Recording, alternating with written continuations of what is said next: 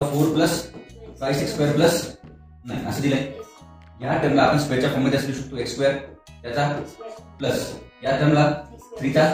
आता बघा ही मधातली term 2x square बरोबर आहे, पण आपल्याला इथे एक फॉर्म्युला माहिती आहे a square plus 2ab plus या फॉर्म्युल्यामध्ये याला कन्वर्ट करण्याचा प्रयत्न करायचा. हा 2 इथे घेऊ आपण घेतला. a ची व्हॅल्यू किती आहे x स्क्वेअर आणि b ची व्हॅल्यू किती आहे 3 म्हणजे किती आला हे 3 टू द x स्क्वेअर त्याचा प्लस 6x चा प्लस 3 चा.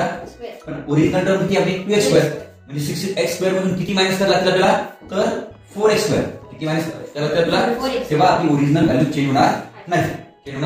पण हा फॉर्म्युला लागला कोणता a प्लस b ब्रॅकेटचा काय ते a ची व्हॅल्यू x स्क्वेअर b ची व्हॅल्यू काय 3 b ची व्हॅल्यू काय त्याचा मायनस हा 4 म्हणजे काय 2 चा स्क्वेअर आले असं आले.